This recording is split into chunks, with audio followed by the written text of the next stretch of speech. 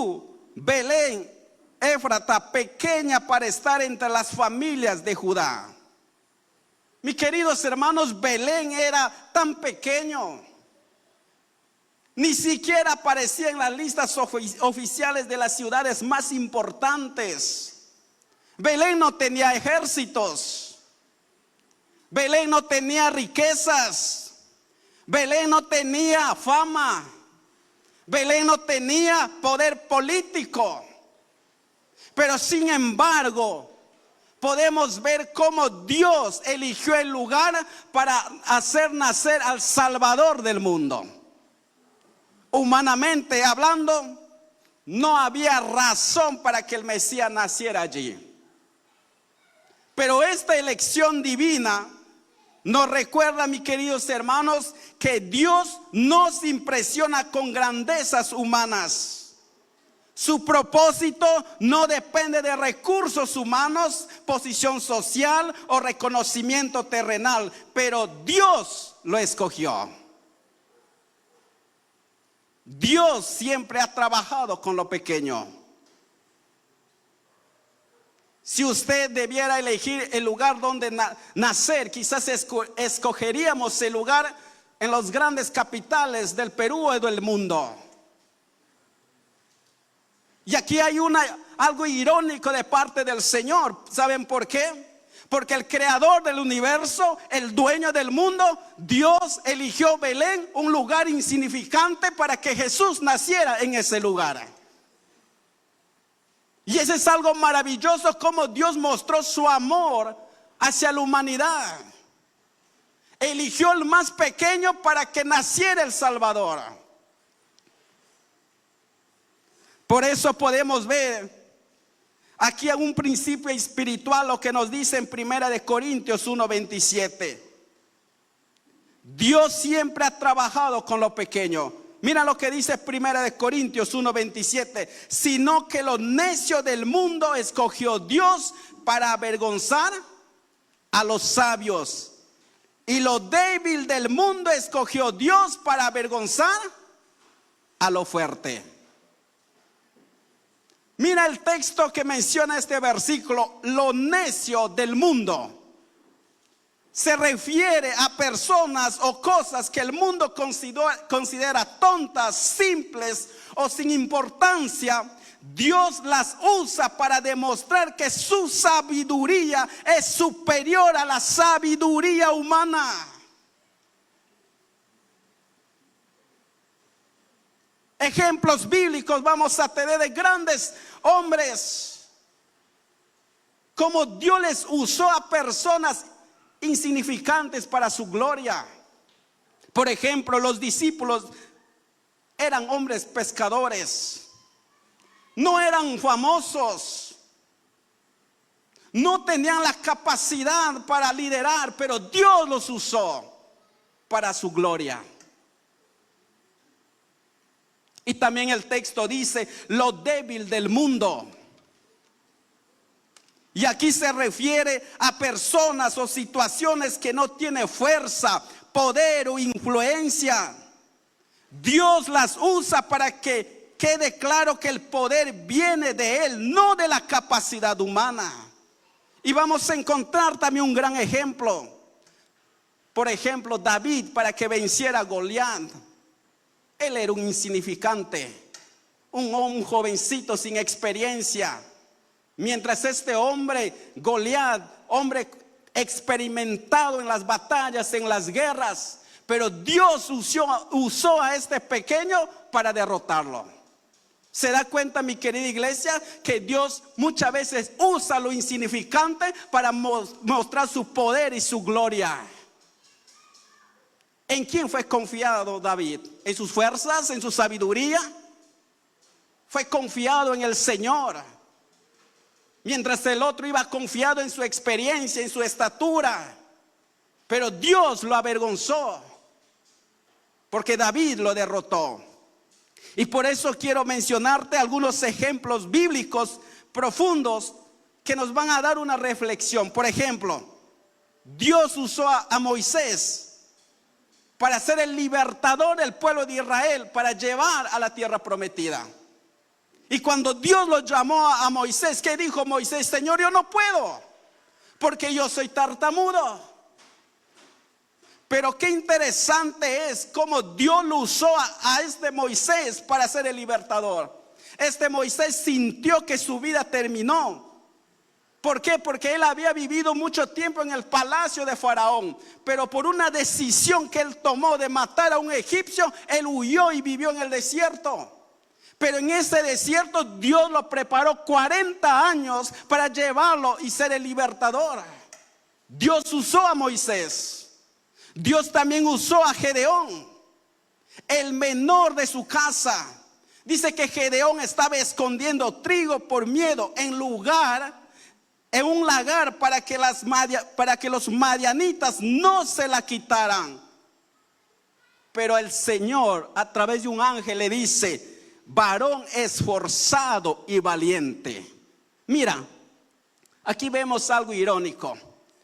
¿Cómo el ángel le va a decir a Gedeón, alguien, varón esforzado y valiente, si él estaba escondiendo trigo de miedo a los madianitas? ¿Cuál es la lección que nos quiere decir el Señor a través de estas palabras? Que Dios lo llamó no por lo que era Gedeón, sino que Dios ya sabía que con su poder Gedeón se convertiría en el líder que derrotaría un ejército enorme solamente con 300 hombres. Dios muchas veces, mis queridos hermanos, no está mirando tu presente, Él mira tu futuro. Ahorita usted tendrás miedo a emprender, tendrás miedo de servir, tendrás miedo de proyectarte en la vida. Pero cuán importante es aprender a confiar en el Señor, y Dios es el que nos va a dar la fuerza para salir adelante. Amén, hermanos. Él nos va a dar la fuerza. Y Dios usó a Gedeón, un hombre miedoso, pero Dios le dice: varón esforzado y valiente. Es que Dios no estaba mirando su presente, porque en lo presente era miedoso. Él estaba viendo lo que él iba a hacer si él confiara en el Señor. También encontramos a David, el último de sus hermanos. Cuando el profeta Samuel se fue para ungirle como rey a los hijos de Isaí, ¿a quién crees que él presentó? A los hijos más robustos, más simpáticos. Por ejemplo, nosotros somos 4 hermanos. El mayor es más robusto que yo, y así sucesivamente. Y cuando estaba a punto de ungir como rey, Dios le dice: no, hay otro más. Y al final fueron a llamarlo a David, y Dios decidió que el profeta le ungiera como rey de Israel. Pero él era alguien insignificante, pero Dios miró lo que estaba dentro de su corazón. Dios ve cómo usted le sirve al Señor. Él sabe cómo usted le está sirviendo, si estás haciendo correctamente. Dios no le impresionas con tu estatura, con tu simpatía. A Dios lo que le interesa es el profundo que hay en tu corazón. Y Dios usó a este simple muchacho para ser el rey de Israel. ¿Se da cuenta, mis queridos hermanos, cómo Dios utiliza lo más insignificante para mostrar su poder y su gloria? También podemos ver a Jeremías. ¿Qué dijo Jeremías? Que era demasiado joven. Él dijo: yo soy un niño. Pero Dios le dijo: tú irás donde yo te envíe. Y esto significa que tu edad no limita a Dios, ni tu juventud, ni tu vejez. Por eso cuando veo a jóvenes glorificando, alabando al Señor, me da mucha alegría, porque Dios no ve que tú eres muy jovencito para servirle. Si el Señor te ha dado la capacidad para adorarle, para glorificarlo, para aprender un instrumento, usted sírvale al Señor, porque está glorificando a un Dios que vive por toda la eternidad. Y Dios puede usarte al más pequeño. Y eso hace Dios, mis queridos hermanos, y usted y yo lo servimos de corazón. Y podemos ver también los discípulos, pescadores sin prestigios, como el Señor eligió a estos hombres insignificantes, que nadie daría un peso por ellos. Estos hombres no eran teólogos, no eran líderes, no eran influyentes, pero Jesús los llamó. Dios no busca profesionales del reino, busca personas disponibles, personas dispuestas a servirle al Señor. Eso es lo que busca el Señor. Y cuando uno hace el repaso del libro de Miqueas, nos damos cuenta que Dios no eligió una ciudad rica, poderosa como Jerusalén. No usó a Roma o a Damasco para que Jesús naciera en esos lugares. Eligió un pueblo pequeño y humilde. Y esto revela, mis queridos hermanos, un principio de Dios. Que Dios se manifiesta en lo pequeño, en lo humilde, no en lo que el mundo considera grande. Jesús no nació en un palacio, sino en un pesebre. El creador del universo naciendo en un pesebre. Yo sé que usted ha nacido en un mejor lugar que Jesús, porque antes que nuestros hijos nacieran, planificamos cómo va a ser la cuna, qué color va a ser ni antes que naciera sabemos qué sexo es, si es femenino, si es masculino. Si es masculino, ya le compramos todo lo que es para masculino. Pero Jesús nació en un lugar muy sencillo, muy humilde. El creador del universo. Segundo, el plan de salvación es eterno. Mira lo que dice Miqueas, la última parte. Y sus salidas son desde la eternidad.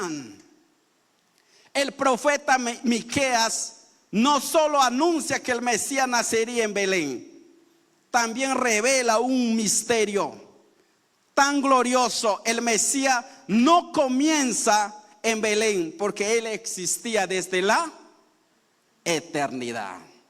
¿Qué significa esto, mis queridos hermanos? Jesús no comenzó en el pesebre. Él ya existía antes de eso. Jesús no fue una creación, como muchas otras religiones dicen que Jesús fue creado. Jesús ya existía. Jesús no fue un accidente histórico. Jesús es Dios eterno encarnado. Y por eso quiero decirte esta noche que el plan de Dios no empezó cuando Adán pecó. Antes que Adán pecara, antes que Eva comiera el fruto prohibido que Dios había dicho no deben comer, Jesús ya estaba planificado que Él iba a ser el Salvador del mundo.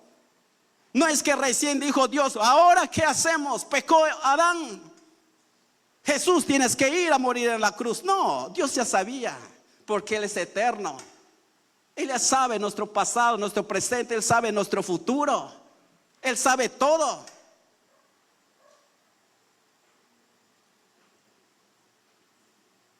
El plan de Dios existía antes de la creación. Antes que el mundo existiera, Jesús existía. Por eso podemos ver que Dios ya había planeado salvarte. Antes que existiera el hombre, ya existía la cruz.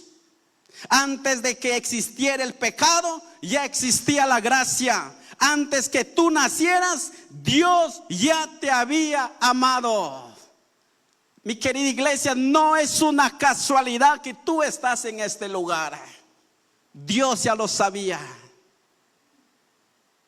Y estoy seguro que Él está contento al verte aquí glorificando al Señor, al Rey de Reyes, que vive por toda la eternidad. Estoy seguro. Por eso Jeremías en capítulo 1 versículo 5 nos dice: antes que te formase en el vientre, te conocí, le dice el Señor, y antes que naciste te santifiqué, te di por profeta a las naciones. Antes que tú y yo naciéramos, el Señor ya sabía que íbamos a existir. No eres una casualidad. Según los estudios, los que estudian la parte de la fecundación de los espermatozoides para que entre en el óvulo, no solamente es un hito, millones. Y usted que ha entrado en el óvulo, eres el más valiente. Amén, hermanos. Y el más simpático también. Yo creo que hubo más feos que usted, porque usted salió victorioso. Antes que usted naciera, el Señor ya te conoció. Es algo interesante cómo el Señor nos conoce. Por eso el Señor mismo dijo en libro de Juan capítulo 8 versículo 58, Jesús les dijo: de cierto os digo, antes que Abraham fuese, yo soy. Tremendo. Antes que Abraham, el Señor ya existía. Y esto muestra que Jesús no comenzó a existir en Nazaret o Belén, sino que tiene existencia eterna. Y te voy a dar algunas apariciones de Cristo en el Antiguo Testamento. Recién en el Nuevo Testamento el Señor se revela, la encarnación de Dios. Pero en el Antiguo Testamento el Señor sí se estaba ya manifestando. Aunque no lo dice que fue Cristo, pero según algunos teólogos dicen que era Cristo. Número 1, el ángel que luchó con Jacob era Cristo. Algunos estudios teológicos. El príncipe del ejército de Jehová que visitó a Josué con una espada desenvainada fue Cristo. El cuarto hombre en el horno de fuego con los jóvenes hebreos, cuando Nabucodonosor vio, no eran solo 3 que entraron en ese horno de fuego. Y los príncipes le dijeron: sí, fueron 3, pero él dijo: yo veo 4. Y ese 4 era Cristo. El libertador prometido desde Génesis 3:15. Mira lo que dice Génesis 3:15. Y pondré enemistad entre ti y la mujer, y entre tu simiente y la simiente suya. Esta te herirá en la cabeza y tú le herirás en el calcañar. Todo apunta a Cristo. Amén, hermanos. Desde la eternidad Dios se está moviendo eventos, circunstancias, personas y momentos para llevarte a este preciso instante. Hoy estás aquí porque Dios te está llamando. No es una casualidad que tú estás en este lugar. Y aquellos que nos están escuchando, no es una casualidad. Dios te está llamando. Tercero, Jesús es la profecía cumplida. ¿Por qué decimos que Jesús es la profecía cumplida? Cuando los magos llegaron a Jerusalén, preguntaron: ¿dónde está el rey de los judíos que ha nacido? ¿Dónde está el rey de los judíos que ha nacido? ¿Y qué contestaron los sacerdotes? Citaron exactamente Miqueas capítulo 5 versículo 2. ¿Por qué mencionaron ese versículo? ¿Saben por qué, mis queridos hermanos? Porque era la profecía mesiánica más clara sobre el lugar de nacimiento. Era el único texto donde menciona que Jesús iba a nacer en Belén. Entre todas las profecías del Antiguo Testamento, solo Miqueas 5:2 menciona claramente la ciudad específica donde nacería el Mesías. Es Belén. No dice Jerusalén, la capital religiosa. No dice Roma, la capital política. Decía Belén, pequeña e insignificante. Dios escogió ese lugar para que naciera el Salvador del mundo. Amén, hermanos. Dale un fuerte aplauso al Señor. Y a través de esta profecía podemos ver el cumplimiento del Señor. Su nacimiento, su ministerio, sus milagros, su entrada triunfal, su traición, sus heridas, su muerte, su resurrección. Cada detalle anunciado siglos antes, 700 años antes que Cristo naciera, Miqueas lo profetizó, que nacería un Salvador en Belén.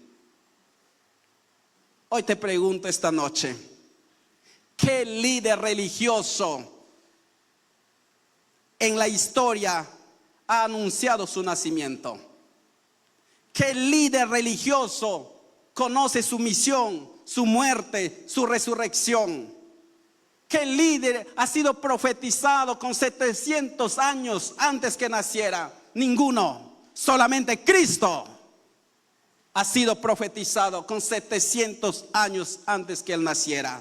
Por eso quiero decirte, mi querido hermano, mi querida hermana, Jesús no es un líder más. Él es el Salvador del mundo.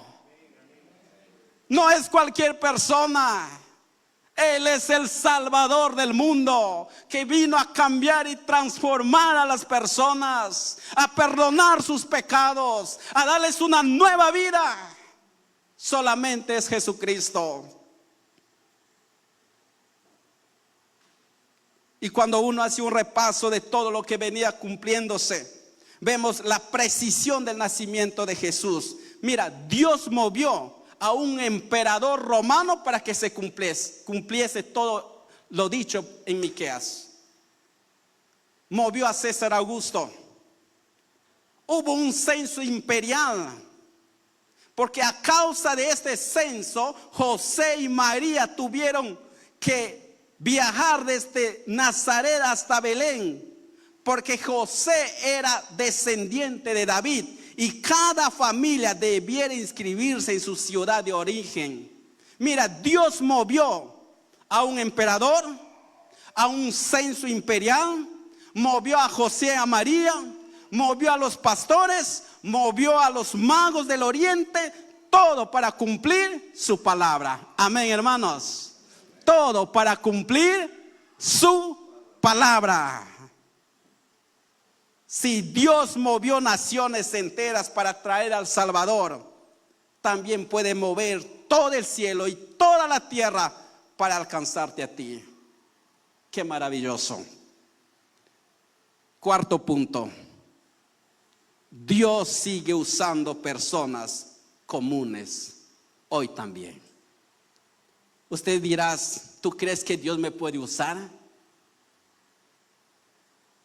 Yo no soy teólogo,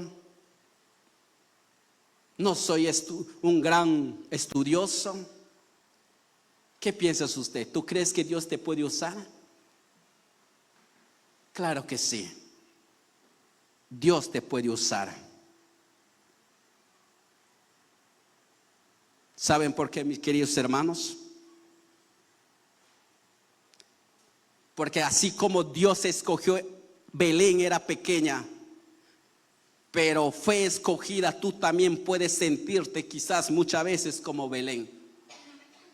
Quizás limitado, quizás roto, quizás olvidado, quizás sin esperanza, quizás indigno, pero Dios mira más allá de tu condición. Dios no busca perfectos, busca disponibles. Busca personas dispuestas a ser seguidores del Señor, de amarle su presencia. Hombres y mujeres usados por Dios. Podemos ver en estos tiempos que han pasado, por ejemplo, Billy Graham, un joven tímido. La primera vez que le invitaron a predicar, no supo qué decir y salió corriendo. Pero después, más tarde, Dios le usó para ser un gran vocero en la predicación de la palabra por todo el mundo. Un hombre tímido, un joven muy tímido, pero Dios lo usó para transformar naciones. Dios usó a Nicky Cruz, un hombre líder de pandillas, violento, perdido, odiado, pero Jesús lo salvó y la convirtió en evangelista que ha llevado a Cristo a miles de jóvenes. Dios puede usarte a ti también. No te sientas limitado, no te sientas que eres inservible, que no tienes lo potencial para ser un gran predicador. Dios te puede usar. Si Dios escogió a Billy Graham, a Nicky Cruz, Dios puede usarte a ti también. Solo tienes que estar dispuesto a buscarle, a creerle a Jesucristo, porque Él puede convertir lo insignificante en algo grande para su gloria. Amén, hermanos. Dios lo puede hacer. No importa tu educación, tu pasado, tus errores, tu vergüenza, tus caídas, tus limitaciones. Dios puede usarte para su gloria. Eso es maravilloso, mis queridos hermanos. Quizás usted dirá, pero yo no nací en un hogar cristiano. Quizás usted puede decir, pero yo soy algo indigno. ¿Cómo crees que Dios me puede usar? Pero yo te digo en el nombre de Jesús, sí, Dios te puede usar. Porque Él ve tu futuro si tú crees en Jesucristo. ¿Cuál fue el propósito del nacimiento del Señor Jesucristo? ¿Saben cuál fue, mis queridos hermanos? Salvar al pecador. Jesús nació para morir y murió para salvarte. El pesebre apuntaba directamente a la cruz. Y quizás podemos hacernos esta noche esta pregunta: ¿por qué Jesús vino? ¿Por qué Jesús vino? ¿Por qué Jesús tenía que morir en la cruz del Calvario? Quizás tantas preguntas pudiéramos hacernos, pero hoy quiero darte la respuesta. Jesús vino para buscar y salvar lo que se había perdido. Perdidos en el pecado. Con razón Romanos 3:23 nos va a decir: por cuanto todos pecaron y están destituidos de la gloria de Dios. Tú y yo, mis queridos hermanos, no podemos salvarnos. Tú y yo somos pecadores. Tú y yo somos indignos. Pero Jesús vino a nacer en Belén para salvarte. Por eso la Biblia dice: para buscar y salvar lo que se había perdido. Aquellos que están perdidos en tinieblas espiritualmente. Aquellos perdidos sin esperanza, sin dirección. Y cuando la palabra habla perdido, describe a alguien que no puede salvarse a sí mismo, que no tiene capacidad de regresar solo. Pero Jesús vino porque no podíamos volver a Dios sin Él. El hombre por sí solo, con sus propias fuerzas, no puede llegar a Dios. Necesita de un Salvador. Y ese Salvador nació en Belén, en un pesebre, en un simple lugar. Dio su vida. ¿Para qué? Para salvarnos de la condenación eterna. ¿Por qué más vino Jesús? Para perdonar todos tus pecados. Este es algo maravilloso, mis queridos hermanos. ¿Cómo alguien puede dar su vida por mí? Si yo no me merezco. ¿Cómo alguien puede dar su vida por mí si le he fallado tantas veces al Señor? Con razón Romanos 5:8 va a decir: mas Dios muestra su amor para con nosotros, en que siendo aún pecadores, Cristo murió por nosotros. Este es algo grandioso para cada uno de nosotros. ¿Cómo podemos despreciar ese amor del Señor? Que Él vino a dar su vida para rescatarnos de la condenación eterna.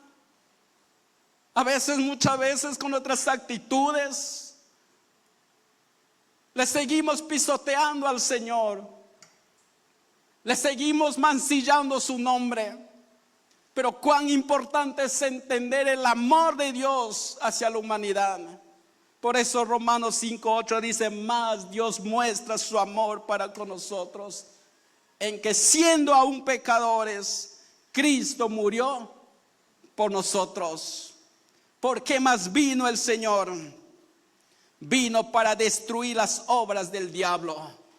El diablo lo que quiere hoy en día es destruirte. Que tú no lo sirvas, que tú no lo buscas, que estés metido en el pandillaje, que estés metido en la drogadicción, que estás metido en los peores vicios. Eso es lo que quiere el diablo. Pero Jesús vino para destruir la obra del diablo, porque cuando usted acepta a Jesucristo, viene el Espíritu Santo en tu vida, y cuando el Espíritu Santo está en tu vida, no hay poder del enemigo para destruirte, porque el poder de Cristo es más poderoso que el diablo. Ese es solamente Jesucristo. ¿Por qué más vino Jesús? Para darte libertad, para darte esperanza, para transformar tu hogar, mi querido hermano. Cuando Cristo viene a la familia, estoy seguro y convencido que tu vida va a ser diferente, porque es Cristo quien va a estar en el centro de tu hogar. Y cuando Cristo no está, el hogar es un caos. He podido ver familias que se destrozan cada día, porque el enemigo está ahí destruyendo ese hogar, los hijos, las hijas, el hijo. No hay respeto, no hay amor, todo es gritería. ¿Por qué? Porque no está Cristo en ese hogar. Pero cuando Cristo está en ese hogar, hay una gran transformación, porque el enemigo no tiene poder para destruir esa vida, esa familia, porque Cristo es más poderoso que el enemigo. Por eso vino Jesús. Vino para transformar tu hogar. Y lo más interesante, mi querido hermano, vino para darte vida eterna. Mira lo que dice Juan capítulo 6 versículo 47. De cierto os digo, el que cree en mí tiene vida eterna. Hace un mes atrás, estando en la empresa, sucedió un asalto. De un momento a otro escuchamos disparos, y uno de los trabajadores de la empresa fue asesinado y otro está herido. Y cuando me dijeron para predicar en uno de los funerales, fue tan difícil para mí, porque predicar a alguien fallecido, a los familiares, a los amigos, decirle a esa persona: sabe que el que murió sin Cristo, nunca más lo veremos, esta persona irá a la condenación. Es tan difícil predicar a alguien que muere sin el Señor. Pero qué fácil es predicar a alguien que murió conociendo a Cristo, porque usted lo puede decir con fuerza, con garantía: este siervo que ha muerto está en la presencia del Señor. Pero qué difícil es alguien que muere sin conocer a Cristo, porque tú no lo puedes dar falsas esperanzas a los familiares ni a los amigos, de decirle que este muerto está gozando ya con el Señor. Qué difícil, mis queridos hermanos. Pero uno hay que ser claro con la palabra. Yo no sé si esta persona en su agonía puede haber recibido a Cristo. Si él tuvo conocimiento del Señor, si de repente en esos momentos, últimos horas que tú estuve en vida, puede haber aceptado al Señor. Yo no lo sé, solamente el Señor lo sabe. Por eso cuán importante es tener nuestra vida segura en el Señor Jesucristo. Por eso vino el Señor, para darte vida eterna y una vida abundante. ¿Y a quiénes lo va a dar esa vida? Solamente a aquellos que hemos creído en Jesucristo. No hay para otras personas más. Aquellos que no creen, lamentablemente, no tienen vida eterna. Pero el que cree tiene vida eterna. Y eso es lo más precioso, mi querido hermano. Si hoy estás pasando momentos difíciles, situaciones complicadas en tu vida, quizás momentos desesperantes, Pero es momento de venir al Señor, porque Él quiere darte lo mejor, que es la vida eterna. Esta vida es pasajera, esta vida es temporal, pero un día estaremos con el Señor por siempre.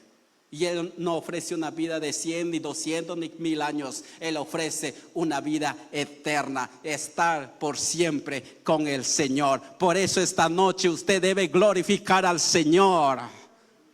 Debe dar gracias al Señor. Debe servirle con alegría, con gozo.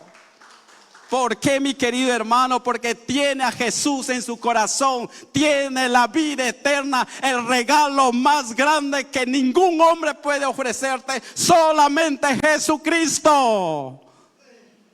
Solamente Él puede darte eso. No hay otro más. No hay otro más, mis queridos hermanos. Belén era pequeña, pero de ella salió el Salvador. Hoy tú quizás puedes sentirte pequeño, pero Dios quiere hacerte algo grande contigo. Por eso Jesús hoy te llama. Si tú estás cansado, si estás herido, si estás vacío, si estás cargado, culpable, triste, desesperado, el Señor te dice: ven a mí, yo te haré descansar. Confía en mí, porque yo tengo la solución para tu vida. Amén, hermanos. Él tiene la solución para nuestra vida. Por eso Jesús vino y nació en Belén. 700 años antes que Él naciera fue profetizado por Miqueas. Hoy hay una esperanza también para nosotros, que un día volverá el Señor y llevará a su iglesia. No sé cuándo será. No sabemos la fecha, ni el día, ni el año, pero estoy convencido que Jesucristo viene por segunda vez. Ya no vendrá a nacer así como en Belén, en un pesebre. Él vendrá como Rey de Reyes a llevar su iglesia. Amén, hermanos. Y estaremos con Él por siempre en la eternidad. Amén. Amén. Estaremos por Él en la eternidad.